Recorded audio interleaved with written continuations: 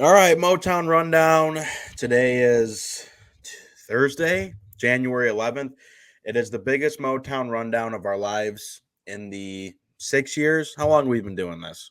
6. No Six pressure, by the years. way. No No pressure. pressure.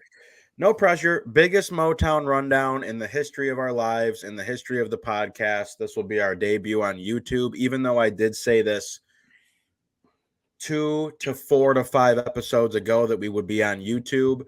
It's 2024. We have our resolutions in order, and we are bringing you Motown Rundown 2.0 because we're getting serious now. We're on YouTube. But more importantly, this is the first Motown Rundown in our show's history in which we are previewing a Detroit Lions playoff game. Trent, I see you have your hand raised nicely. You have the floor. No, I was gonna make the joke about, it's a 45-day plan, 45 days, 45 points, 1 point per day. Today we're getting the YouTube channel up. Day 45, Lions win the Super Bowl. Go. Yeah, so it's a big day. I'm excited. We are going to talk exclusively Lions today. I did want to throw in my tidbit of I think I might have been bamboozled when I texted you guys earlier that the Detroit Yeah, Shock are what coming the back. fuck was that? It What was the just fuck? some guy. First of all, I will take extreme ownership of this. I was on LinkedIn as I was driving, which I should not have been on my phone while I was driving, period. I was scrambling today. I had a very productive day. I'm sorry I was late getting on here. I will say for those watching on YouTube, I will be eating my dinner during this episode because I also want to go catch a movie by myself tonight, that Iron Claw movie with Zach Efron. I'm going to go try to see that tonight. Is it good? Bring some Oh, no. tissues. Really? Okay. Oh, good. All right. Good. That's fine. Good movie, but That's holy fine. I'm going to fuck. have an icy and some cookie dough bites and a small popcorn. And then diet starts Monday. But anyways, what was I talking about? LinkedIn. So I was on LinkedIn as I was driving. Don't drink and drive or text and drive or go on LinkedIn and drive either. And I just saw some random guy said it was the Shock logo and it looked like it was an updated logo. And he said, the Detroit Shock are making a comeback. And in the comments, I don't know if it was Swin Cash or one of the other Detroit Shock goats. He was like, so-and-so was on the advisory board. And the guy who reposted it was a friend of mine that I went to Michigan State with that worked for the Pistons now. So I thought it was some legitimacy, but Trent, I had you fact check, and you said you have seen nothing about it, and other people were saying they had seen nothing about it. And this is very similar to when I texted people because someone else texted me that Billy Huso was released and was put on waivers, which never happened because he was starting that same night that I said that. So I'm not the fact guy. This is not and for those of you that are just joining us on YouTube for the first time, if you're looking for a show with cold hard facts, you've come to the wrong place. But Trent keeps us in order for the most part. So there was that. I apologize for that. But other than that, let me throw this in there just for the sake of, this whole little charade we're doing here. When you did text me that the Detroit Shock were coming back, I was very excited for about 10 seconds because I would love if the Shock came back and played at LCA. That'd be awesome. Yeah, it'd be nice to have a real basketball team in the city. So that would be sweet. But I do apologize. I'll mute myself, but I'm going to suck down some food while we're doing this. But nonetheless, what's going on, guys? Before we get into it, how are we feeling? What's up, Collins? You have a beautiful new haircut. Thank you. Good. Other than I'm fucking excited for this game. It's all I've been thinking about. I just got back on social media after Monday. Had to get off there for a little bit after Michigan won a national title. One of the worst days of my life. Truly, it was a terrible day.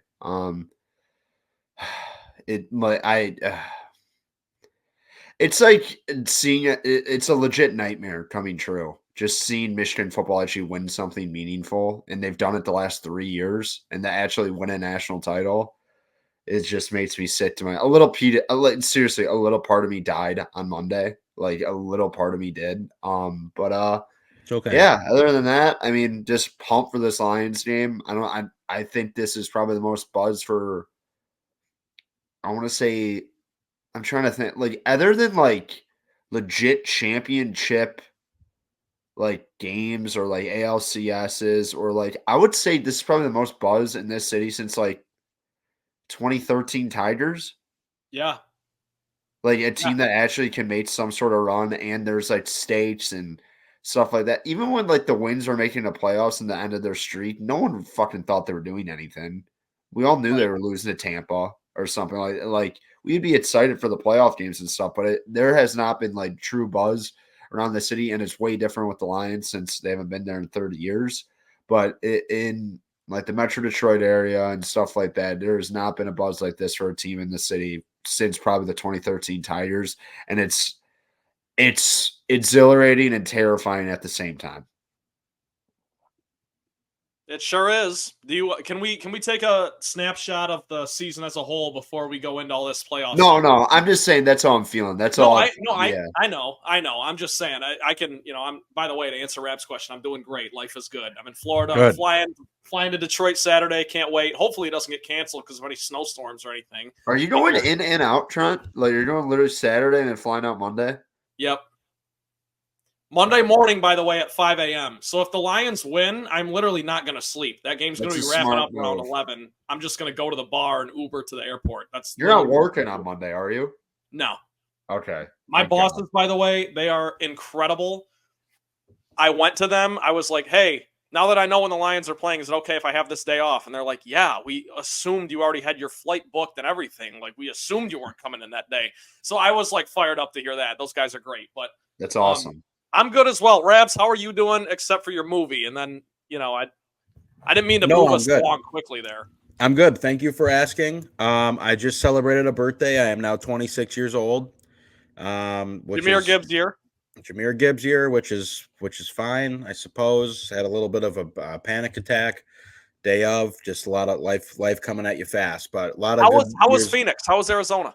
Oh, dude, Phoenix was great. I appreciate you asking. I played a couple rounds of golf, fired a 94 both days. I was fine. I haven't swung a club. I don't think I've played a round of golf since August, believe it or not. So yeah.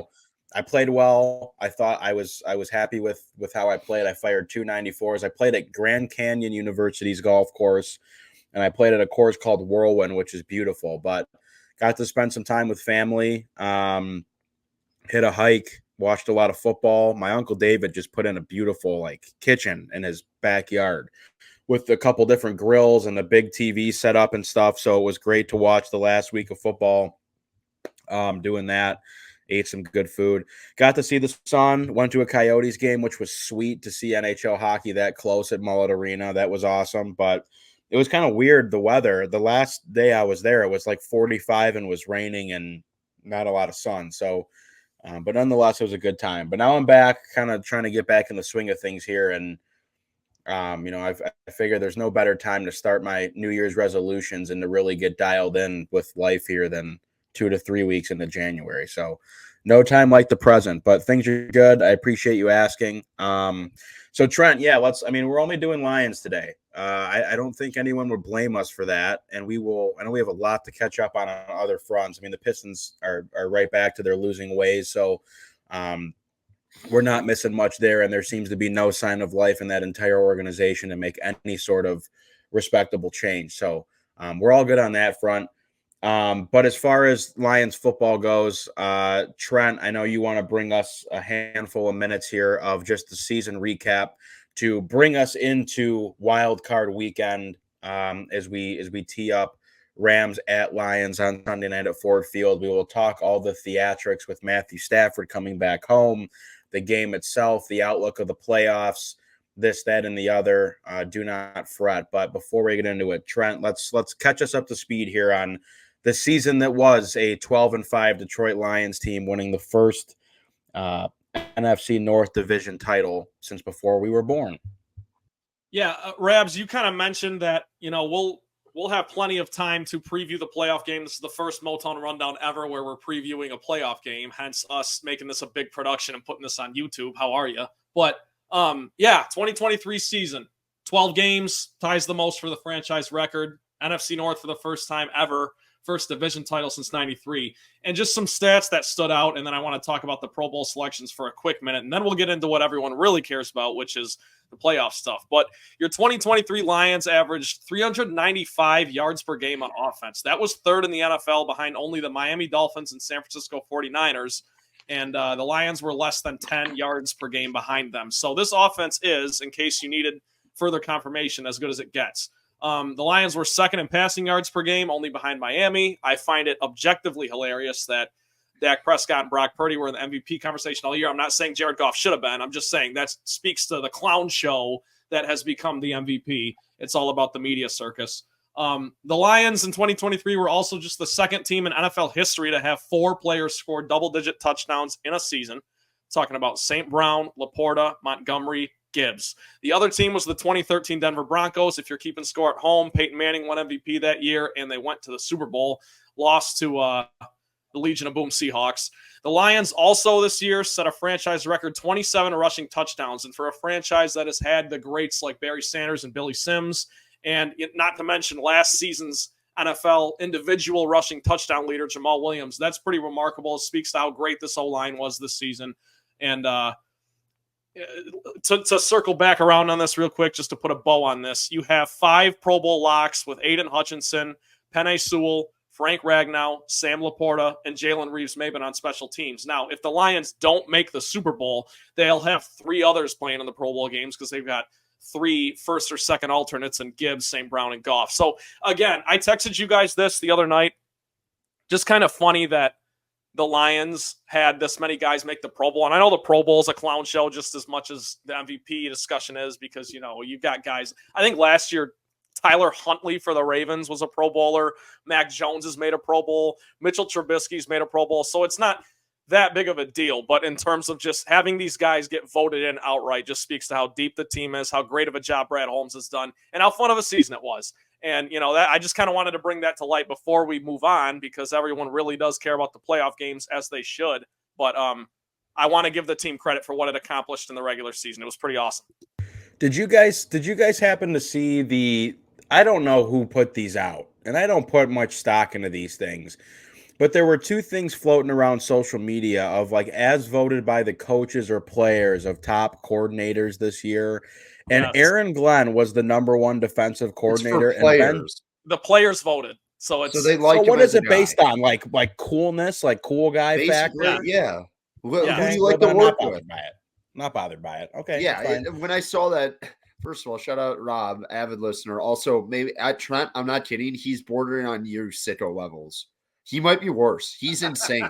I sent Rob a DM this week because I saw one of his tweets. Dude, he's On a his- fucking on his- sicko. I'm not On gonna. his burner that should go unnamed. His burner will go named. Yeah. But yes, I saw a burner not tweet saying- and yeah. I DM'd the burner account and I said, "Hey, I just love your tweets. I gotta Dude, tell he's you." out of control. He's I'm not out of gonna- control. I'm I not literally gonna- get a text message from him and my other buddy Jim. Like legit, I'm at work every 20 minutes about the littlest updates about the Lions. Like huge. I'm like, what is going crazy. on? That's crazy. You got a buddy named Jim. That's old school. But I'm not going to throw his What? burner under the bus, but so we're on the same page. Rob really likes Jared Goff, correct?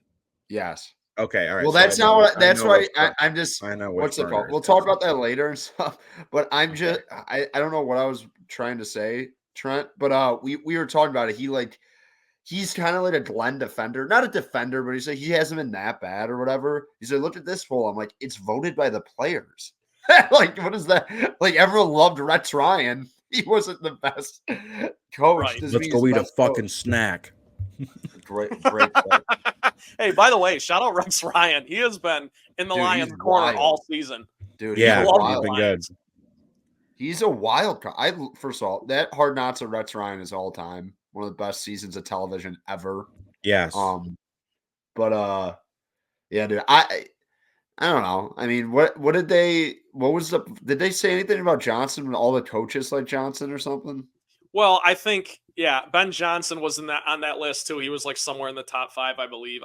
Ben Johnson's definitely gone. Aaron Glenn might be. Well, we can talk about that when it happens. But Ben Johnson. Yeah, I really don't care about that. You know what I mean? Like this week at least. You know what I'm No, saying? me Yeah. either. I mean, well, again, we'll have time to break this down and talk about a successor when it actually happens. But you're looking at all these surprise firings that are happening. Like Belichick wasn't necessarily a surprise, but it's just a big one. Pete Carroll was a surprise.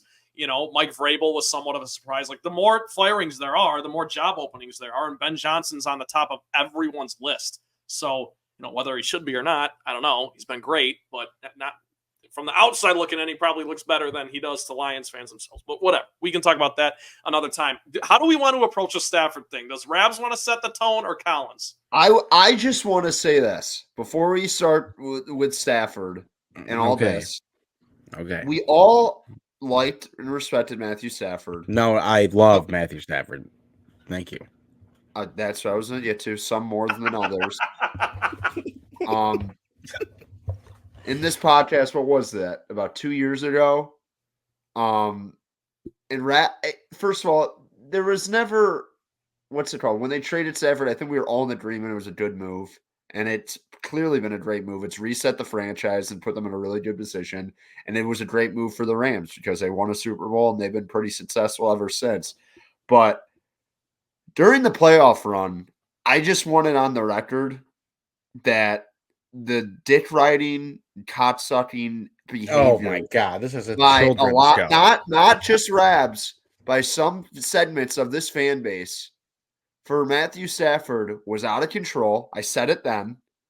And I want that to be remembered by the same people who are like, oh, we gotta go with the Jared Goff. I'm like, I'm pretty sure Rabs was like, I might be a Stafford fan over the Lions fans. I'm pretty sure you said that at one point. I might have said that in a very tongue-in-cheek way. I'm just saying it is and I'm not even giving you shit, Rabs, because that was a weird time. I know. That there was a weird time, and you are not the only one. There was a lot of people like that. It's just pretty fitting that this is the first Lions playoff game in 30 years, and it's fucking Matthew Stafford. Yeah, of course. It could never be easy. And it's basically from like a 2-year flip from people like doing the Ray Bork thing with Stafford in the city of Detroit. Now it's like, oh fuck, we got a team, and like it's I don't know. It's fitting. It's terrifying. I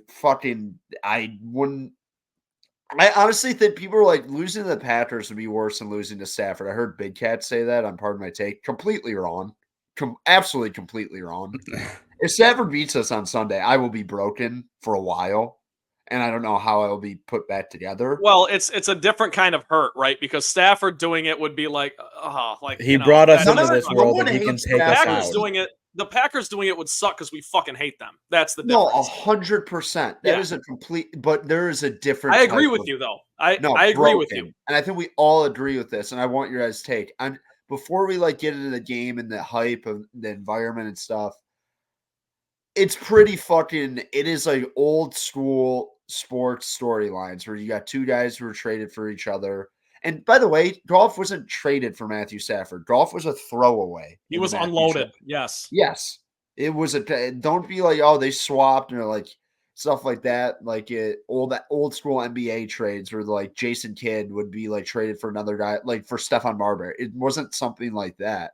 It was like, oh, we're just unloading Goff. He'll be our stopgap. Here's 3 first-round picks. So when you hear revenge game and all that stuff, I actually think that means something for Goff. I think Goff hates McVay. I think it's pretty obvious that was pretty messy at the end. And like Goff was getting, people forget this, Goff was getting benched. At like I think he got benched in that playoff game. I don't think they made the playoffs that year or whatever happened. That last game at SoFi, he got benched. I know he was hurt, but he got benched for like a bum. Were they playing the Packers? Maybe I don't. They beat the Packers. I don't remember exactly. Something like that happened. It ended pretty ugly in LA, and in Detroit, I think it ended as amicably and kumbaya as you could with Stafford. I think everyone's like, "Well, wish you well." So I'm very interested to see his reception. I think it will be good. They better not do a fucking video. They won't. And they if they did, it's embarrassing. He's going to get booed. Like he's going the team's going to get booed. I was saying this too. People are like, "Oh, they're going to boo Stafford. They're going to boo the whole Rams." This isn't baseball. This isn't basketball. You don't get introed personally on an away game.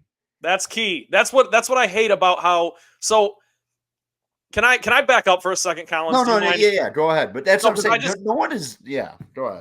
Jump in as you guys see fit, but I want to hit all these points because I think it's really important. Because this is the biggest Lions game of our lifetime, and it happens to be against the top 3 Lion of our lifetime. So this is a big deal. Dan Miller has been on this from the jump, so he deserves his credit, and I understand this works. He works for the team, so. You know, it is what it is, but he's been spot on. This is just as much about Goff as it is about Stafford. if the Lions win this game, do they win the trade? Do we start doing all? Of course not. The Rams got a Super Bowl out of it. But no matter what Jared Goff says at the podium, which is, all the right things, this is about Detroit. It's about the city. I want to win the playoff game for the city. And of course, I think he means all those things. But for him to say it's not personal, it 100% is personal. Jared Goff's just being a class act for you. The Lions have worked their asses off for this game to host a playoff game. And it's going to pay dividends in this situation because, Collins, as you said, the Rams are the visiting team running out there, and the whole team is going to get booed, including Matthew Stafford. So you're seeing a lot of love letters to Stafford, most notably Tony Dombrowski, and all this stuff. Shout out Tony D. I haven't seen him in a while. A lot of people wanting to throw him a homecoming parade. Let's not get this twisted. To Collins' point. We already got that. Do people forget that? He was at Miguel Cabrera's 3,000 hit, and he got a standing ovation at the fucking game. Yeah, right. But here's where it turns on a dime, because here's what no one's talking about. The people who are going to be in that building who are paying $600 for a nosebleed in the 300 level. There's no bad seat at Ford Field, by the way. But who are paying for $600 seats are not going to be throwing roses and kissing the feet of Matthew Stafford. That place is going to boo the shit out of him and the Rams. They will not play a video. If they do play a video, it's embarrassing. The compromise they could put up, like, thank you, Matthew, or welcome back. They won't even do that. They play him that year. There's no reason to do it. And if they do that, they're going to do it like when doors open at 5:30. They're not going to do it before the game, like at 8:30 or anything like that. So anyways, I just wanted to bring that up because I don't want to speak for anyone else. I've had season tickets since 2019. You guys are diehards. You grew up going to games and whatever. I boo the opposing team no matter what. I'm going to boo Stafford. Again, to double down, all that stuff's going on. You can count on one hand the amount of players on this roster that played with Stafford. That's the other thing that I don't think people realize. Like, Brad Holmes came in, and it was a whole regime shift. The Aquara brothers played with him, Taylor Decker, Tracy Walker, Jonah Jackson. And then you've kind of got Graham Glasgow and Jalen Reeves-Maybin, who left for a while and then came back. So there's that going on. Last thing, and I want your guys' thoughts on this. Kelly Stafford, I heard it was reported, was like whining about not getting a suite at Ford Field. I don't know how true that is. I don't either, but I think it's objectively hilarious because it's just. I'm going to be honest. I don't know how they expect that, and I also, to be honest, I don't know how they don't put her in a suite because I think it's going to be a problem if she's with the regular fans.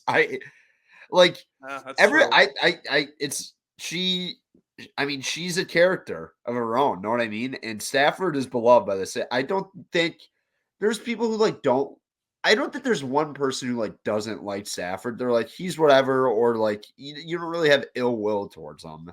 It's kind of hard to say that, but towards his wife, I think there are some people who don't like her. So I hope for her sake, she's not sitting in the 300 levels. She's in get shit on the whole time.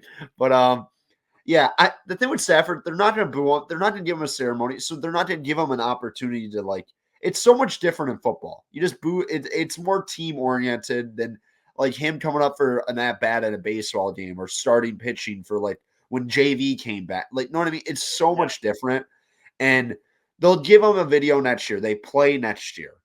He'll get his flowers next year when he comes back to Ford Field. So they literally play next year. So that is a problem that, and I know what, I bet Matthew Stafford doesn't want a fucking video. What I mean? He never seemed like the type that cared about that thing. And the last thing I'll say on this matter before, I know Rabs probably has some thoughts, but you should have said when you said you were I have a million thoughts. You guys finish. I have a million thoughts. Well, here's my last thing. Matthew Stafford had his moment against the Lions in 2021. Lions were winless. They went to LA. Stafford beat them. It was kind of exciting for the first couple quarters. If you remember, the Lions were pulling out all the stops, faking punts, went up early, all that stuff. And then Stafford and the eventual Super Bowl champion Rams just took control of the game. I think this is the Lions' moment.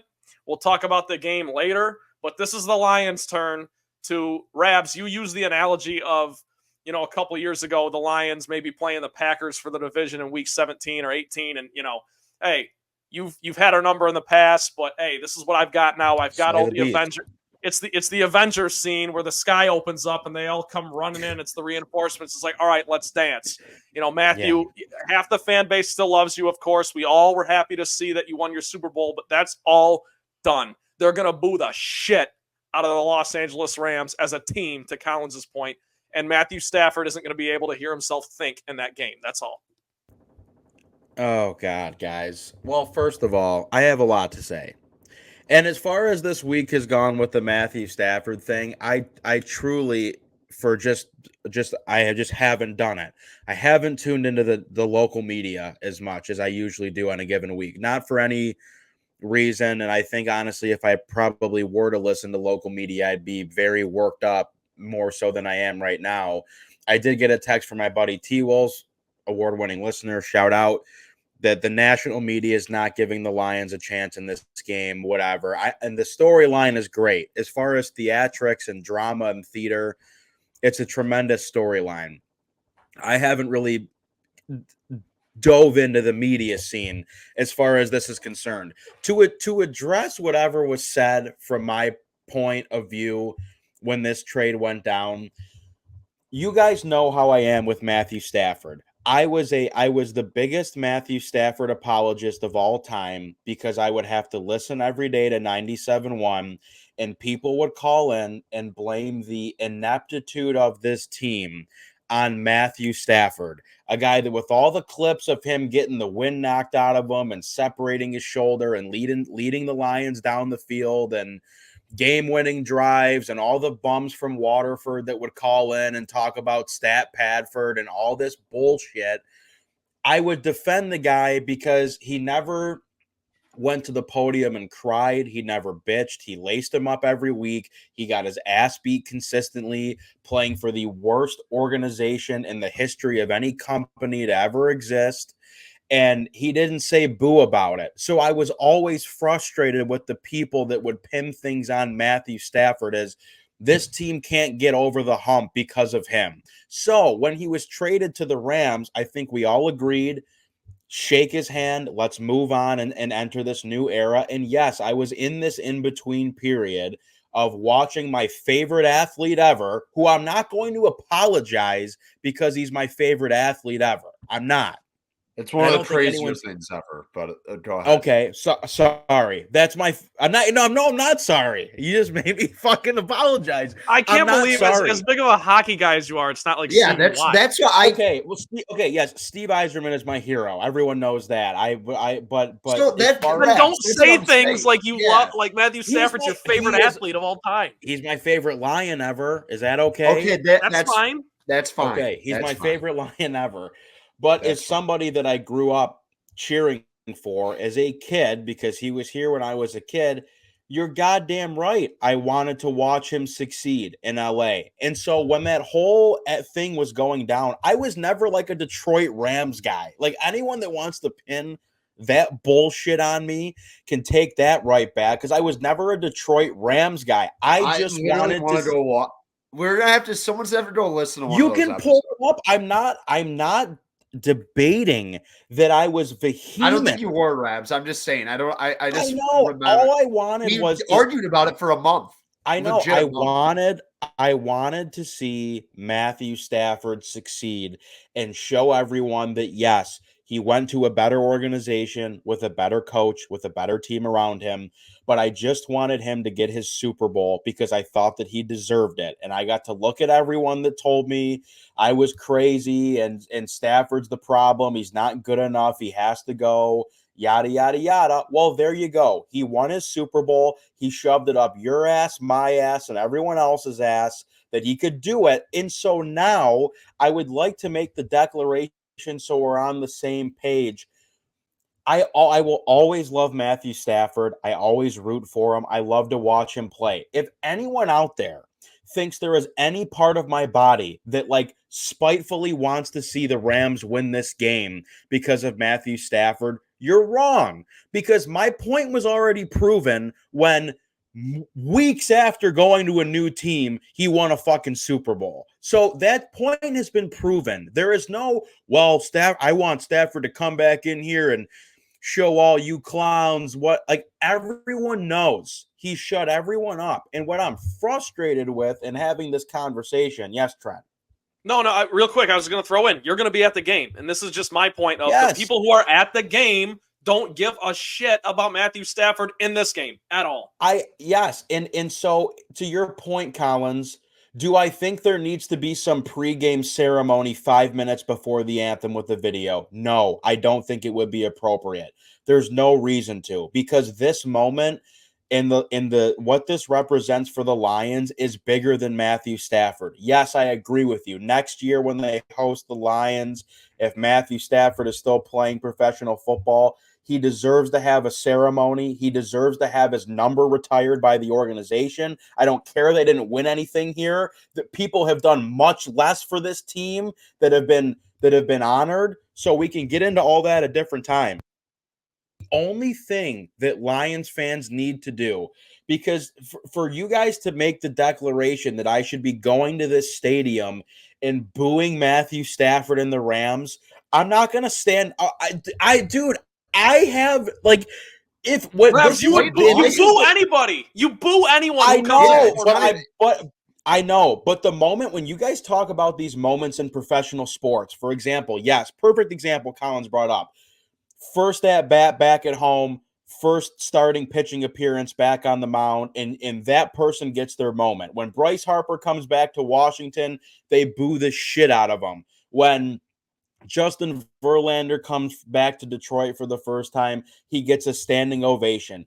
The only thing that Lions fans should be doing is when Matthew Stafford runs on the field with Carson Wentz for warmups, just clap for the guy. You don't need to throw things on the field and boo him and talk shit to his wife and daughters.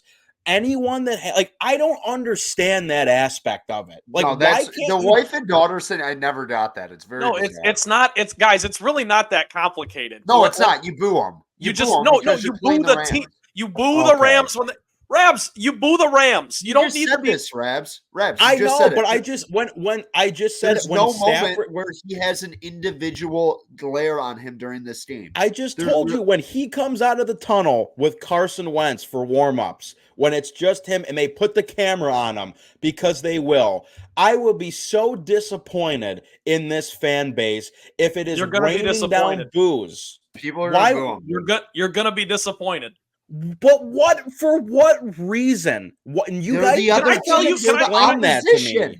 Okay, so the people who know the history of this show and have listened to us for 6 long years, thank you very much. So disappointed. Rabs was the biggest Stafford apologist. Collins was the biggest realist. And I'm just happy, joy, slappy, always like I'm the psycho circus with this fan base, okay? I loved Stafford. I still love Stafford. Yeah. And two things, Rabs, it's the ultimate Trent Valley. Two things can be true.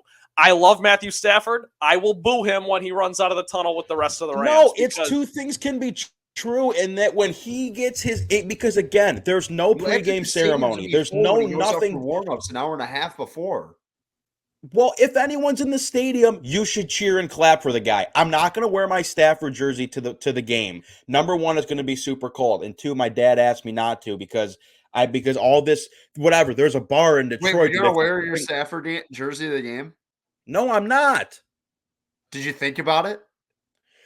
I was going to because that's the only Lions jersey I own. I don't have 13 Lions jerseys. I'm kidding. Game-worn Lions jerseys like Trent does. But that is what's wrong with the whole situation. I can't wear my Lions jersey because it has Stafford on the back and he's the opposition. It's not like the Cowboys are coming to town and we're playing Dak Prescott. You can boo everyone. Hold on. Trent, two things can be true, Trent. When Matthew Stafford runs out of the tunnel with Carson Wentz and the camera's on him for 30 seconds, I will stand up if I'm in the stadium and I will clap and cheer, and I will deal with all the other people in my section that want to say whatever they want to me. And when the rest of the Rams run on the field before the game, they will be booed like every other visiting team. That's how two things can be true. If you boo Matthew Stafford when the camera's on him in Ford Field, you are a fucking asshole. You're an asshole and you're a loser and you're a piece of shit. And if Kelly I don't think Stafford it's that deep. It's sports. If I have to hear the next day on Kelly Stafford's podcast that she was dealing with bullshit in the city of Detroit, I'll never She's go to gonna another deal game. with bullshit. I'll never go to another game. I won't. She's gonna deal with bullshit. And by the Well, way, that's sad.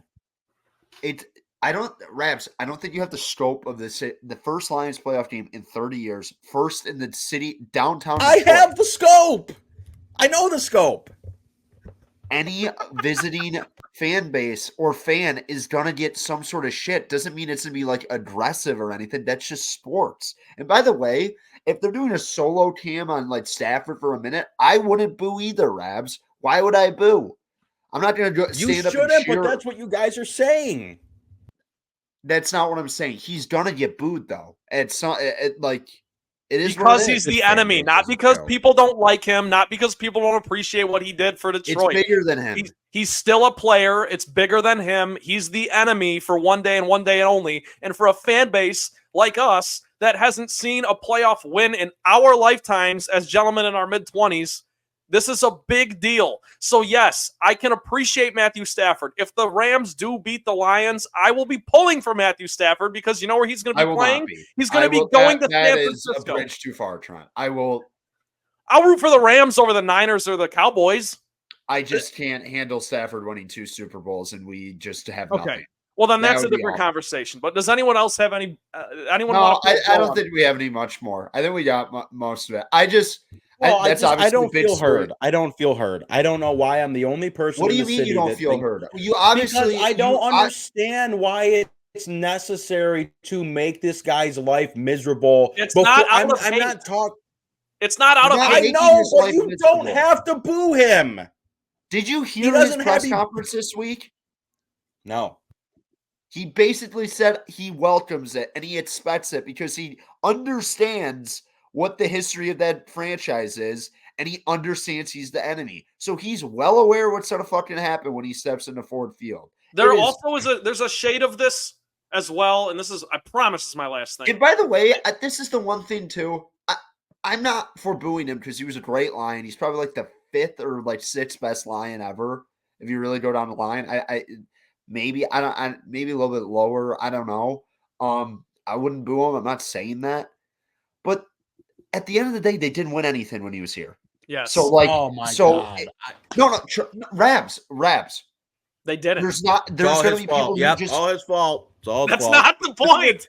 We should retire Goff's number. Can we retire Goff's number if they win this game immediately? Rabs, they booed Ndamukong Suh. They booed Ndamukong Suh when he came back to Detroit. Asshole. He kicked people in the balls. Rob, he didn't do anything for the city. Rabs, that's not what I'm saying. People like him, but at the end of the day, he never won a title. They never won a division here. People don't have that strong of an attachment to him anymore. In the moment, it was like that, but you just won a division with Jared Goff and Dan Campbell and all these other guys. That attachment, it's like, oh, I dated this girl for 3 years. Now I'm getting married. That girl doesn't fucking matter anymore. I think a lot of Lions fans feel that way. So I don't even think there'll be vitriol. I think it'll be more like this is an end of a chapter. And I would actually like to talk about the game instead of the Stafford thing. Yeah, let's do it. Well, I'm not over. I'm not over in terms of Stafford. You're clearly not, because you sent a text earlier this year said we would be undefeated if Stafford was the quarterback. Because we would. But let's talk about the game. We'll talk about the game, and then I have a declaration to make about our new quarterback, Jared Goff. We'll talk about the game. Oh boy. All right. Well, okay. I want to set the scene here because, as everyone knows, this is a huge deal for Detroit. This is the most important game a Detroit team has played since the Tigers in 2012 in the World Series. Even if you count the 2013 ALCS, we're talking about, over a decade. So, Collins, to your credit, you brought that up earlier. The Sunday night draw for the playoff game is amazing for a couple reasons. Detroit has all day long to get primed up for this. Doors open 3 hours before the game. It's going to be amazing. And yes, it's going to be cold as fuck, but the Lions fans will make the sacrifice. They'll tailgate for a bit, and then they'll head indoors. That is the beauty of the Dome. And last but not least, this is something no one's really talking about. The Cowboys-Packers game has direct implications on this Lions game, and that's the 4 o'clock game on Sunday. So that game's going to be wrapping up right as you walk in. If the Packers beat the Cowboys, you will be heading into this Rams game with a second home playoff game on the line.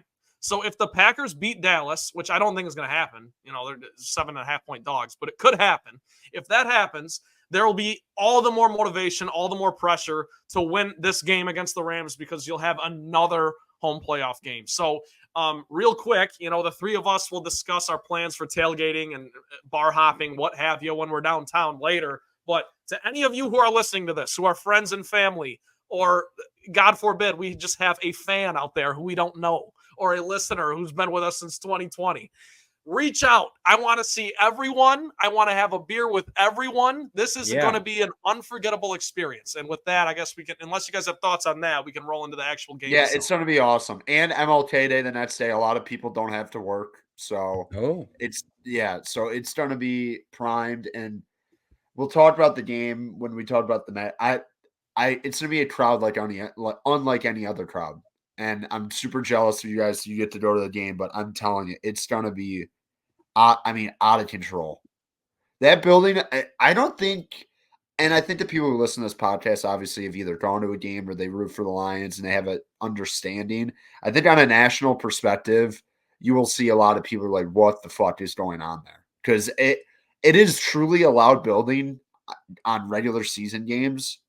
I just don't. They're going to set a noise record, I think. I honestly think it's going to be one of the loudest games. And Tirico basically said it. He said, this will be the best playoff atmosphere we've been doing a couple of years. No doubt. So it's going to be awesome. Yep. 8:00, Ford Field. It's the first playoff game that Ford Field has ever seen. And as you guys said, I've been to a handful of games this year, and it seems like with every game you had a reason to get increasingly louder. The Lions come home after beating the Chiefs. That game was loud for the home opener against Seattle. Then you have Chicago at home. You have the Packers at home for Thanksgiving. So you have, Denver at home. All these different milestones. LA at home on primetime football. All these different milestones of giving fans a reason to be loud. And and the beauty of it too, to be honest, is like you are playing a team with probably the weakest fan base in the entire league. So I cannot imagine that there is going to be any real presence of LA Rams fans in that building. Now, if you're playing, I would say about 0%. Yeah, if you're playing the Packers or the Cowboys or whatever, it's a different story because those fans travel, but you are going to have the best home field advantage possible. And to have the Sunday night game, which I thought at first they'd probably throw the Lions on Monday night, but I think it's just the perfect spot. It'll be a perfect cap to a great day of football. And like you said, Trent, I'll be down there with my little brother. I probably should be my dad and myself just based on tradition and heritage and length of tenure, but he insisted that if the Lions win this game and they get another home playoff game, that's his time to go. So my brother and I will be downtown. I'm like, dude, we're getting down there early. Same thing. There's plenty of groups of people that I want to see and mingle with, and I want to make sure I'm in the stadium at a good time, and it's going to be a great night. But as far as the game is concerned, 8:00 game again, like we said, we can do the picks towards the end of things, but I'll turn it over to you guys. We host the 10-7 Rams, a team that started the year. Seemingly it was like, okay, well, this is like, if it wasn't last year, this is truly the end of this little run the Rams had. And, credit to them. They picked themselves up off the mat. They ran the table a little bit. They're 10-7. They're coming in here, outside of Matthew Stafford, obviously, but they have weapons of their own. And in Cooper Kupp, Puka Nacua, I guess if you want to consider Tyler Higbee a weapon, Kyron Williams, defensively, of course, the best player in the league, and Aaron Donald.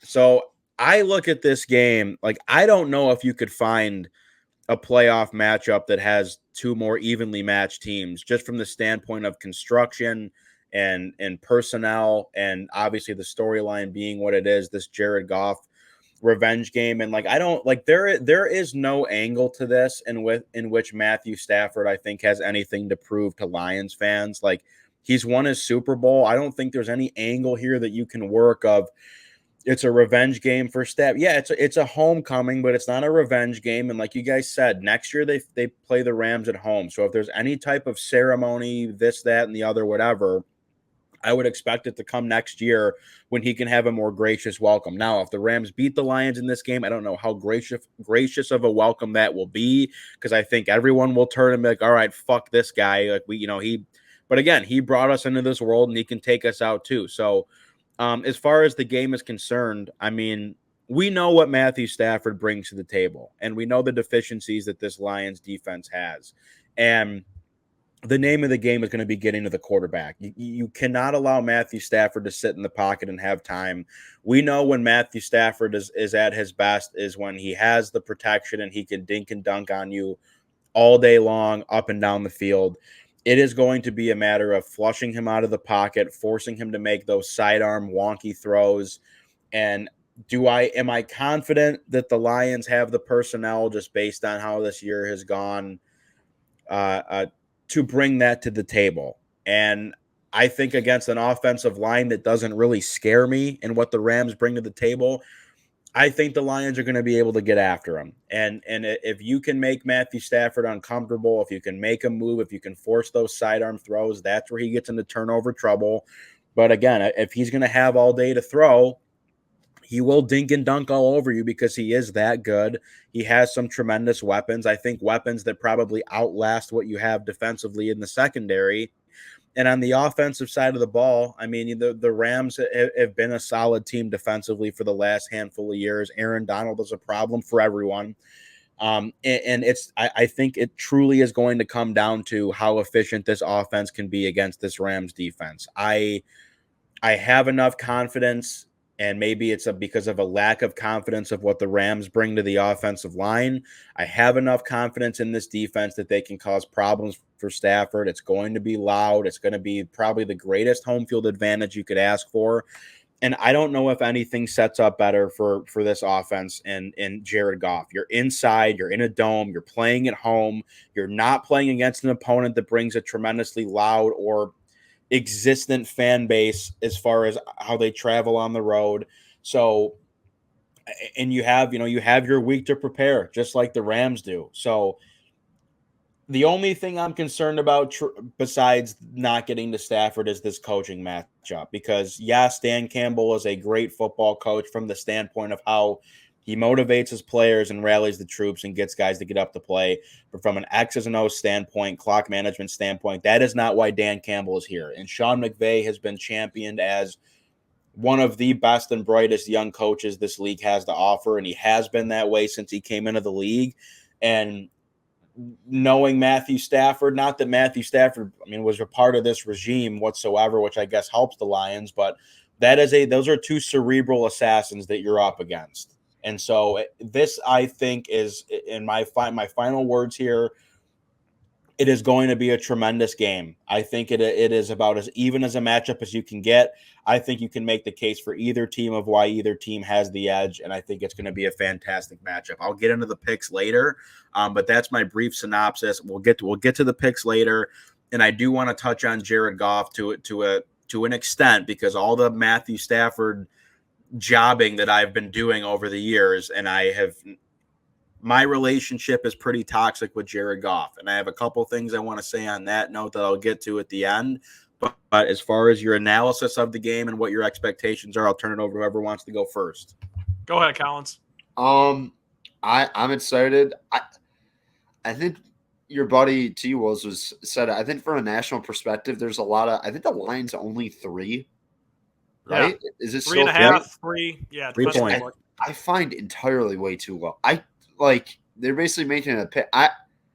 I'm sorry, the Lions are fucking better than the Rams. I'll just fucking say it. Like, the Rams are good, and I'm not putting water on them and stuff like that. And Puka Nacua, Kupp, Aaron Donald is still Aaron Donald. He's a fucking monster. Stafford's been great this year. Kyren Williams, sneaky, probably one of the more underrated running backs. He had a really nice year. And they're doing this with no first-round picks. I don't think they've had a first-round pick in 5 years. So for them to be doing this is a huge credit to McVay and Les Snead and their organization for getting the most out of these lower talent guys, and they're turning them into football players. Nacua, was a 6th-round pick? Yep. Is he an all-pro? Is he an all-pro? He might be. He's had such a great year. But at the end of the day, I just think this Lions team's better, and I can't underestimate and whatever. Jared Goff is not only playing against McVay, he's playing for a contract. Because I think point blank here, you lose this football game, you're not getting extended. There's no really long-term future for you here in Detroit if you lose this football game. And I think for guys who've always doubted Goff and stuff like that, if he wins this game, you can shut the fuck up because guess what? He won a playoff game and no one else has done that here. And he's been good. I think he led the league in passing yards this year. Second behind Tua, yeah. I think barely too. Like Tua barely beat him. So, I mean, I think it's more of that. And I think this offense has one of the better running games in the league. I think they're as healthy as they've been, I think, since like week 3, overall roster-wise. I think the Sam Laporta smoke of him probably playing this week, I think is bullshit.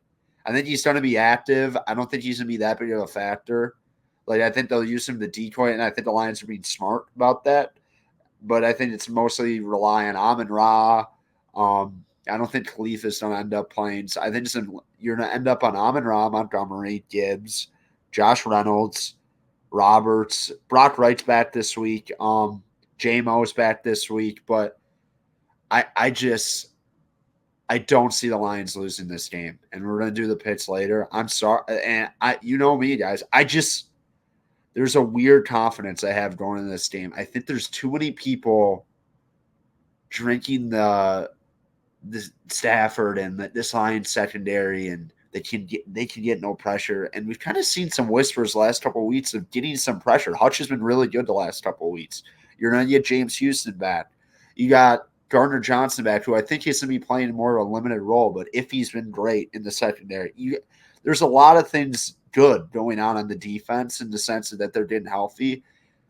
I don't think the defense doesn't have to be great this game. You're going to have to I think you got to cause one turnover, and you just can't give up like 30 and just have them crush you on time of possession. But I think this Lions offense is going to it's a legacy game for Goff, point blank. You want your fucking huge extension, go win a playoff game against Matthew Stafford in Ford Field. It's pretty simple, and I think he gets it done. So, Collins, that's a great tease for, I'm sure, what Rabs wants to talk about as far as Goff goes. I am very, very, very confident in the Lions to win this game. We'll do the picks again later, but, it's the proverbial overused cliche that we've already used on this episode a couple times. Two things can be true. This is a scary matchup for the Lions. You think about what the Lions' biggest weakness is. It's their secondary. The Rams' biggest strength is their receivers. And Justin Jefferson has lit up this defense twice. CeeDee Lamb lit him up. The entire Ravens offense lit him up. So I expect Stafford to make a few big plays to Kupp and Nacua. It needs to be a vintage Lions defense of, Collins, you alluded to it, bend, don't break. And again, I feel like over the last 6 years doing this podcast, I've sort of beat that cliche to hell. But for of all the iterations of the Lions defense, I think it holds the most water with this one. Be middle of the pack. You don't need to be great. Just don't suck. Like Collins said, force a turnover or two, which leads me to my next thing is, here's the key. So people used to say this about Brett Favre. They would say, he's great, of course, but he's going to throw a couple your way. You just got to catch him. He throws so hard, you got to catch him. That's Matt Stafford. We've seen a couple go through Brian Branch's hands this season. You can't have that. You got to have those because Stafford will give – and again, Lions fans know this better than anybody. If there's anyone who has a tendency to get a little reckless and gamble and throw, under duress, ill-advised, all that, it's Matthew Stafford. You just have to make sure that, A, you dial up the blitz like you guys talked about, and you catch the interceptions when you throw them to him. And that's about all I got for this game in terms of I think the defense is the key because, like you guys said, the Lions offense just has to be what it's been all year. And I talked about the stats at the beginning of the episode, just how great. I mean, this Lions offense gets 400 yards a game, and much more than that. I mean, they're much better at home in front of this crowd than they are on the road. So the O-line has to lead the way. Penei Sewell, Frank Ragnow, Jonah Jackson. These are guys who have been here for years, and they're finally ready to get a crack at the playoffs. Again, Taylor Decker, Graham Glasgow, those guys have been to the playoffs, but they're finally getting to do it at home. They're not going to Seattle. They're not going to Dallas. So I think and this is, I guess, will lead into Rabs, this whole Jared Goff thing. I think if you keep Jared Goff upright in this game, Collins nailed it. He's playing for a contract. You'll win the game. Keep him upright. He'll make plays for you. You've got St. Brown, who's the ultimate safety blanket. You'll probably, I think Laporta's going to play. And I guess after we, I'm not saying he's not going to play, Trent. I just think you're getting a diminished version. Oh, totally. So Yeah. I'll save that for after Rabs' Goff stuff. But I think you're going to get Laporta in a limited, third down, red zone package, whatever. And this game is going to be won on the backs of the 5 Honolulu Blue jerseys up front. It's about the O-line. It's all about the O-line. Get a push, run the ball, keep Jared upright. Lions should win this game. We'll do the picks in a sec, but Rabs, take it away with your Goff soliloquy. Well, everyone that listens to this podcast knows that for the longest time, as Collins mentioned earlier, this element of maybe not so much being over your axe in regards to the Stafford Goff thing. And I will admit, that first season, it was definitely a I'm going to show you mentality of Stafford doing his thing and Goff doing his thing. I have been very, very critical of Jared Goff's play. I don't necessarily think he's this overwhelming quarterback talent or talented athlete. I don't think you guys would disagree with me, and that's not necessarily the point. In as guys like Tom Brady has shown you, who has six, seven, as many Super Bowl rings as he has, you don't have to be the best athlete on the field to be a great quarterback and to lead your team to victory. This whole thing of the extension and now it comes down to they're playing the Rams and how things ended in LA. And as you said perfectly, Collins, the Lions were not trading for Jared Goff. The Lions had to accept Jared Goff if they wanted to move Stafford and get those picks. And I appreciate the fact, although I do think it is a bit rehearsed, and I think over time he has become more rehearsed, Jared Goff in that regard, just from the standpoint of how he answers questions and his media training. And I know when he was asked in the media today or this week of, does this mean more as their extra motivation? And his answer was no, there's no motivation. It's not about me. As a man and a competitor and a former athlete, and you guys said it earlier, there should be some extra motivation. And I know there is, because for taking a team to a Super Bowl, was essentially thrown to the curb and looked in the face and told, you are not good enough to win here. You're the problem. That's exactly what happened. The Lions had to take on Jared Goff to not only make the money work, but to make the trade work. It was a throwaway, like you said. They accepted a liability. And I think that Jared Goff, as much as he would not tell you, has to be foaming at the mouth to play this game. And if he's not, he should be. And any talk of there not being extra motivation, I think, is a crock of shit. And if that's actually what he truly believes to his core, I guess from one angle. Is this the angle you want to take? Because look, this is coming off as like, for our first YouTube episode, this is going to be great because it's coming off as like we're just coming at you from all directions.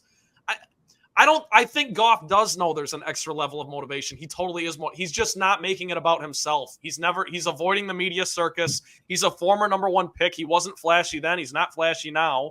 He knows what's ahead for this team. So I think is it boring? Yes. Is it robotic? Yes. But he steps to the podium, and at least he's not Jalen Hurts up there saying, oh, we got to figure it out with our coaching staff in the locker room. Jared Goff, in my opinion, and I'll let you finish, but if you're saying he's basically getting up there and I think Rabs hasn't got to his point yet. Selling a crock of shit. I just don't. That's not my angle. I think that this as you guys said, and maybe more so Collins, this is the biggest game of Jared Goff's life. Like this is his moment from the standpoint of monetarily and financially for his future as a starting quarterback in this league, for the way that he is received by the city, which he's already been received very well. I think every time Jared Goff's introduced on the field by himself, he always gets the loudest roar, no pun intended. But this is the biggest game of this man's life, and it is about as make or break as you can be, because if the Lions walk out of that building and the fans are all walking back to their cars upset because this team lost to your former quarterback in the LA Rams at home for the first playoff game in 30 years, I think there's going to be a lot of people that change their tune a little bit about how comfortable they are with Jared Goff at the helm. And he's going to be right back to where he was when he was removed from the Rams in this purgatory of he's serviceable, but he hasn't really done enough, and what do you do and whatnot. But on the flip side, and this is the point I'm making for all the shit that I've given this guy over the years, if the Detroit Lions win this football game and they beat the Rams and they win their first playoff game and God knows how long with Jared Goff at the helm, I will lay down my sword and I will retire from my Jared Goff slander for the rest of my life. I'm not gonna be happy about it. You're extending them if they win. Like, I'm Right. not saying you give them this huge long-term extension. I'm just saying the whole city of Detroit and the front office would be willing to be like, hey, here's a 2-year, like $60 million extension. Correct. This is to the point that the stakes are high enough to where I think, and Rabs, I apologize for jumping the gun earlier. No, I it's didn't all quite good. understand what you're saying. My bad. But I think, if the Lions win this game and then there'll be a bunch of fans behind the desk or whatever after the game, they're going to like chant his name. They're going to chant get Jared. It's that big of a deal for this fan base, I think.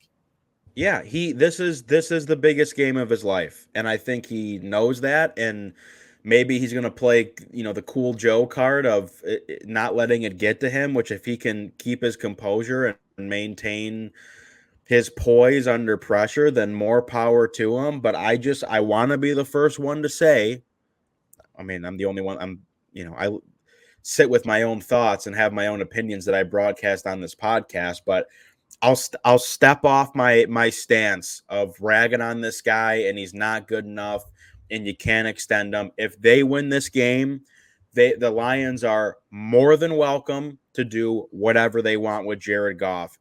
And I hope it is like a 2-year, $60 million, whatever. Like, you wouldn't give him more than that, but he'll get extended in some capacity. But they are more than welcome to do so, because this is the most important game this city has seen outside of playing for a Stanley Cup championship or a World Series or whatever it might be.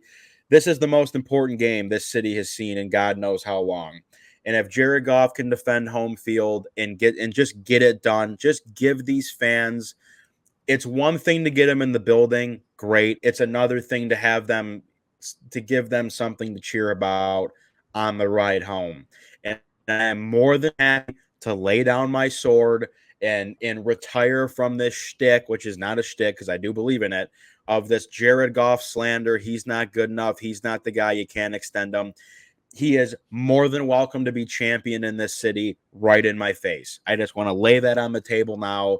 Credit to me, man of honor, but that's where we're at.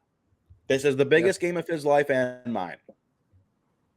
I no disagreements. I think he's playing for money, obviously. And if he plays well and they lose or something like that, if he's productive, I still think they might give him an extension. But like, if he goes out and fucking balls and they win, like, it's gonna be hard not to pay this guy. He's been pretty fucking good for you. So yeah, I agree with you, Rabs. Yeah, potentially bigger than winning the first playoff game in the history of my life. Jared Goff has a chance to win my respect, and there might not be anything more valuable. That's what he's been praying for years. Yes, he will earn it if they win this game. So that's where I'm at. I wanted to get that on the table. Credit to me for being selfless and putting the team above myself. But with that being said, let's do the picks. If there's any final analysis we want to get out there, anything, Trent, I know you want to go as well, but to lay the number out there, the Lions, as it sits right now on the ESPN app, they are a 3-point favorite. The over-under is 51.5. Trent, you can lead off with whatever you wanted to say and give us your picks as well. Well, I guess I can quickly roll in the injury report here because I think this is important for people to talk about. As far as the Laporta thing, real quick. So he was technically a non-participant on today's practice report, even though he said after practice that he did blocking drills. He did some one-on-one route running stuff with Goff. So I'm not really sure what it takes to be technically limited or what, but he was out there. He says he's optimistic. I think, look, you do a walkthrough tomorrow, take Saturday off, get loose early Sunday, and then just get him on a snap count. Even if he's just out there as a decoy, he has to be active for this Rams game if he can go. By the way, there's one thing we did not mention, and I said this last week. It was stupid that the starters were playing that late into the game. Well, it was dumb. He got hurt in the second quarter, but no, I still, and I said they should have put him at. No, we didn't discuss it, and this was a big topic of discussion, and I don't want to. I guess what? I'm not as fired up about it when I thought he possibly tore his ACL. Like right. I was devastated because I thought. Yeah, I thought he was done forever. Yeah, well, you guys both were, and I was like, settle down. Let's have a little optimism. And you guys were like, Trent, he's done. He's out. He's out. I also was getting mad when people were like, Nets man up. I'm like, he's a fucking all-pro. Can we shut the fuck up on Nets man up? That's where both sides were being psychos. You guys he walked off the field. No, he was fine. But everyone he also got carted off the field. They tear their he got carted to the locker room. He walked off the field. Hawkinson literally walked off 2 weeks ago, and he had a torn MCL and ACL. Do you remember when Trevor Lawrence walked the locker room and everyone freaked the fuck out? I think that probably Trent. They didn't have a card available. This is not a side light bar we need to go down to. Okay. I just wanted to say I thought it was stupid that they were playing all their starters and people acting. I don't understand the sentiment of like, well, you got to put pressure on the Cowboys and Eagles. You got to put pressure on the Washington Commanders were tanking. They were trying to get the second pick of the draft. I don't get why that was not taken into consideration by anyone. We can't do this because I know, but that's fine. That's fine. You have to try to win. Dallas was always winning that game, always. So we can move on. We can move on. Yeah. Again, it's not important at this point. You're dealing with what you're dealing with. As far as Laporta, even if it's quote unquote obvious what you're doing when you put Laporta in there, you still have to put him in to at least be a decoy. And again, like I said earlier, I think on third downs and in the red zone, you throw him out there. Maybe he gets like 15 snaps or something like that, 10 snaps. I don't know. But shout out to him for being what this team's all about. It's all grit. Have Dr. Feelgood shoot you up in the knee with something before the game, and maybe you can run around a little bit. And then, hey, if he's on a snap count and the Lions win this game, maybe he could be 100% next week. So when you're playing, Dallas, Tampa, or Philly. So that's that. As far as the other injuries, before I make my pick real quick, Khalif Raymond is most likely out with a knee. He didn't practice Wednesday or Thursday. So he returns punts. That's the big deal, punts and kickoffs. So I think – they talked about it today. It's either going to be Amon-Ra St. Brown, Donovan Peoples-Jones, or Maurice Alexander who's returning punts and kicks for you. I'd love for it to be St. Brown, but super inside baseball. I remember that Cowboys playoff game in 2014. They put Golden Tate back there for the first punt of the game. Do you remember this? And he got absolutely lit up. Yeah. It took my breath away for a second because I thought he was concussed. Yes, Golden Tate had a great game that day. I also don't want it to get lost in the shuffle that Khalif Raymond has been a great player. I don't want to say key contributor, but he's been a part of the offense. He's a legit important loss. So yes. So look for Donovan Peoples-Jones to maybe pick up a little bit of that quote unquote slack. He was so bad. Actually, I tell you that he was so bad at Michigan as a punt returner, and it made no sense. Yeah, it was like preposterous how bad. No, I'm just saying that was also 6 years ago. So. No, I agree with you. That wasn't a whatever. Yeah. In other news, Brian Branch, full practice. J-Mo, full practice. I think he could have played last week. They just held him out. Yeah. Brock Wright, full practice. Decker, Ragnow, Glasgow. They all got a rest day Wednesday, which is huge. They all practice Thursday. So the big one is James Houston is fully back from his ankle injury. Looks like Jerry Jacobs got released to bring James Houston back. So that's that. With that, I'll make my pick. I'll make this quick. That rhymed. I will take the Lions to win 35-24. What's the over-under again? Does that go over? 51.5. Yeah, so I'll take the over and I'll take the Lions. Look, I just think it's, again, defense, bend, don't break. I think you force a couple turnovers on Stafford, and I think this offense just hums all day long. Crowd's going to be absolutely apeshit insane. If this game was at a neutral location or overseas or something, I would think a little differently. But again, Well, I just say that because I can't even say if it was in LA, I'd feel differently. Because if it was in LA, the Lions would still have a home field advantage. Yeah. So that's the only reason I said it. But again, one of the biggest things here is you got to weather the storm when Stafford makes a couple big plays to Kupp Nakua. It's going to happen. They're all great players. It's going to happen. You have to stay together. And I think Dan Campbell and these guys will. Lions 35-24, Lions and over. 35-17 Detroit Lions. I think they boat race them. I'm very confident in this game. I think there's a lot of I really like this team. It's a great Dan Campbell spot. I think he's gonna have the guys up to the occasion. Other than that Ravens game, I feel like every big game scenario he's coached pretty good, and he'll take chances and he'll take risks and seize his momentum. I just think the defense is gonna be a lot better than it's been recently. I think you would get actual pass rush. I don't trust that Rams offensive line.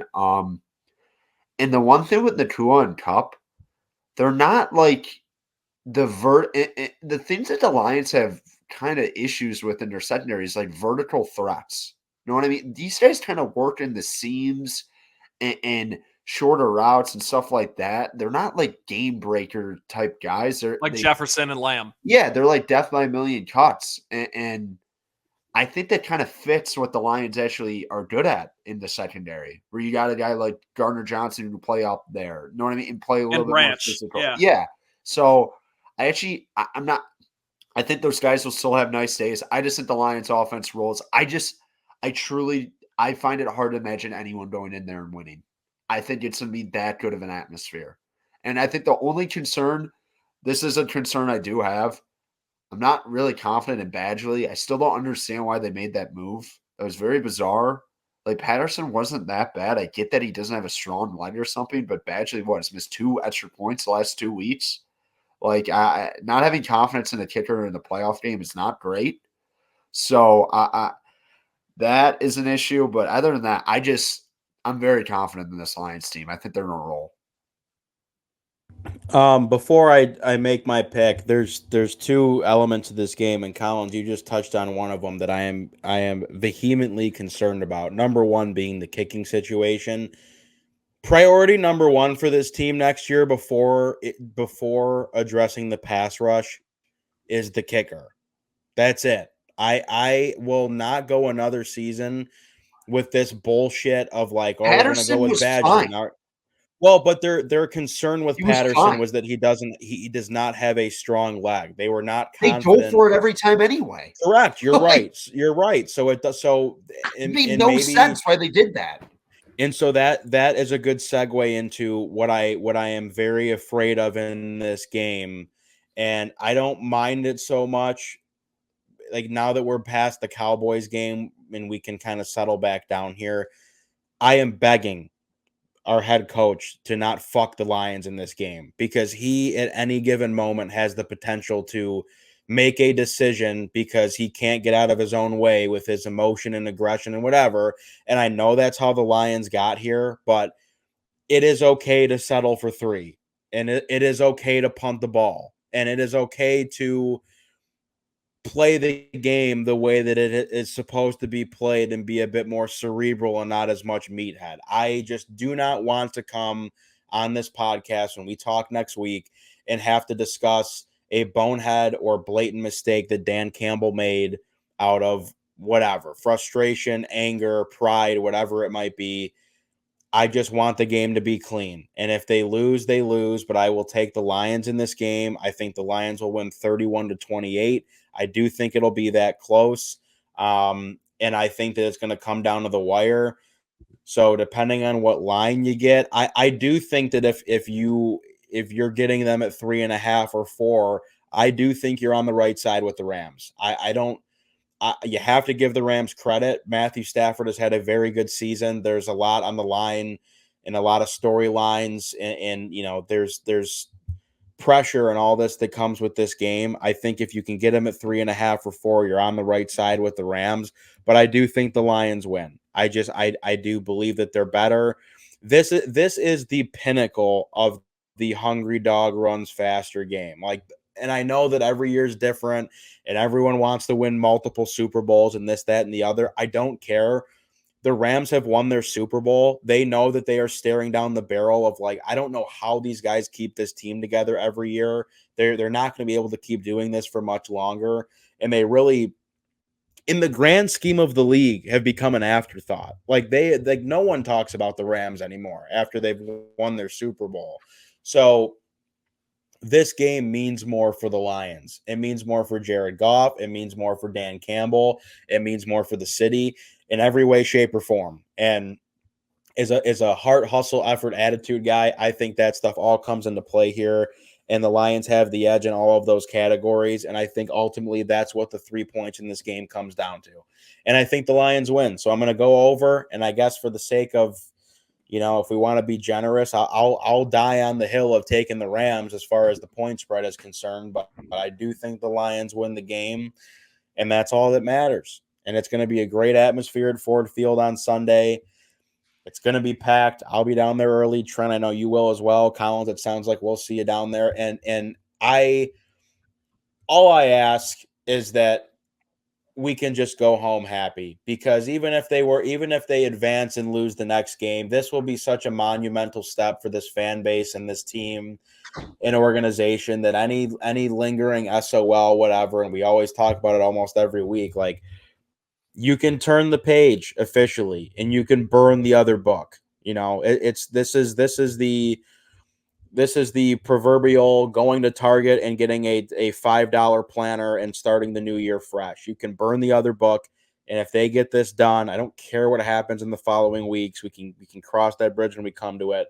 But we can put Stafford to bed. We can put this whole era of all this crap behind us, and we can move forward amicably. And that's what I hope.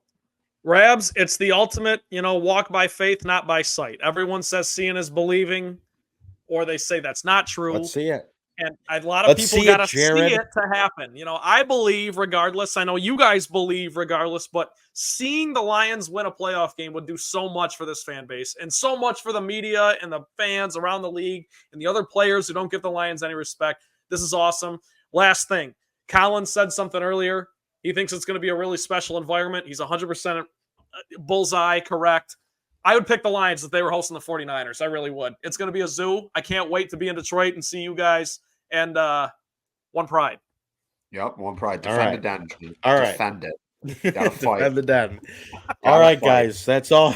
That's it for us. Hopefully when we talk next week, spirits are still high. I mean, if they lose, I might cry on the podcast. So hey, also, wait. One more thing real quick. This is important to everyone listening to this. Keep an eye. Watch football earlier on Sunday, because if the Packers, God fuck them.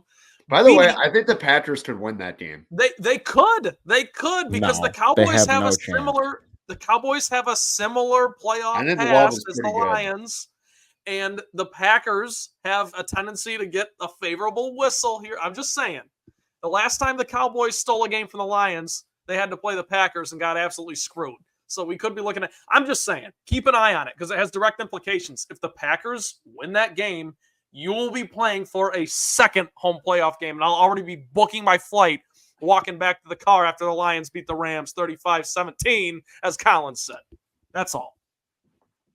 That won't happen, but we can dream. But that's all for us today on the Motown Rundown. For Trent Bailey and Ryan Collins, I am Ryan Rabinowitz. Join the conversation with us on Twitter at Motown_Rundown. We are also on Facebook at the Motown Rundown page.